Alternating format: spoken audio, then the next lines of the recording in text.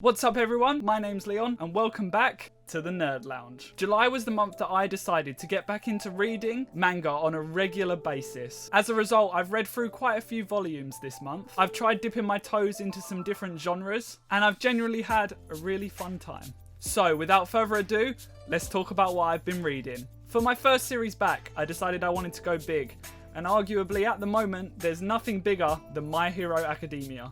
This Shonen Jump serialization was first published back in 2015, and whilst I have heard about it and watched the first episode of the anime, I had no urge to really jump into it. I wasn't the biggest fan of the first episode, and as such, I dropped it for different things.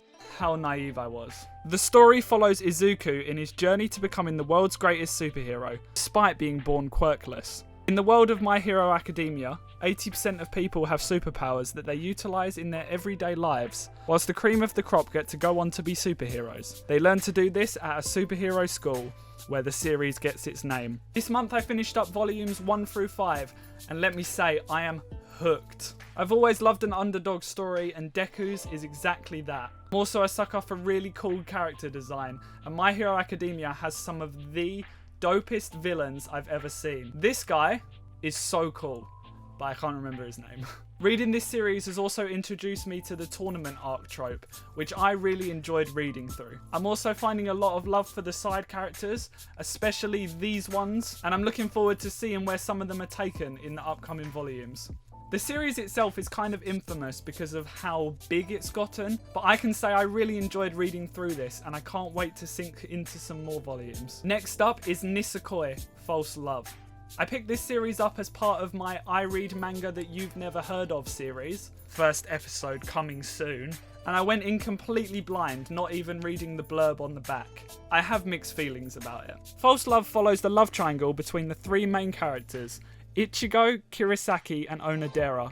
The story starts with a flashback to Ichigo's childhood, where he promised his love to a mystery girl who he can't remember the name or face of. Back in present day, a new girl starts at school named Kirisaki, who Ichigo immediately butts heads with. The twist here is that these two are both from opposing Yakuza and gang families, and what better way to mend the bond between groups than an arranged relationship.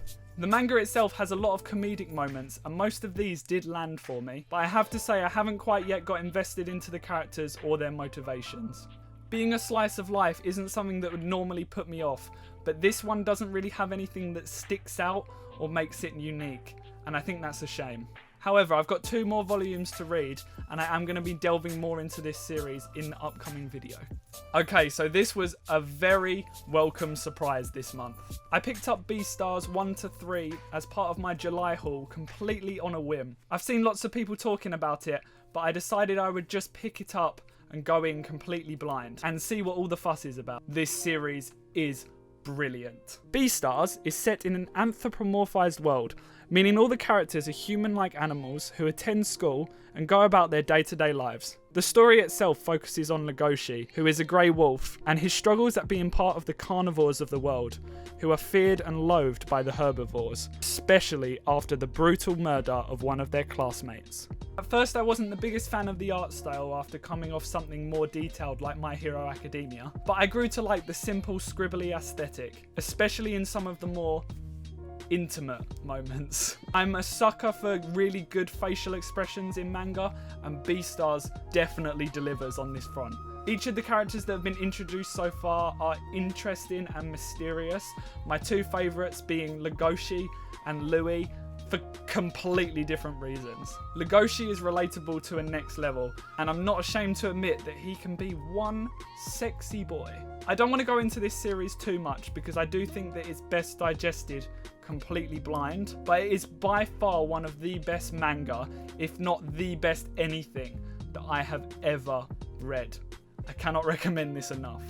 And that brings a close to this reading recap. This month's favourite read was easily Beastars, and I cannot recommend it enough. If you want to pick up any of the series that I've talked about today, there will be links down in the description where you can buy them. But now it's your turn. What have you guys been reading this month, and have you picked up or read any of the series that I talked about today? Leave your thoughts in the comment section down below, or you can join the Discord to continue the discussion further.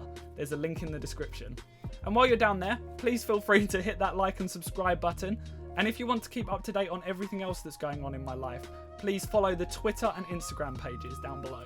Thanks for watching everyone, and I'll see you next time. Bye bye.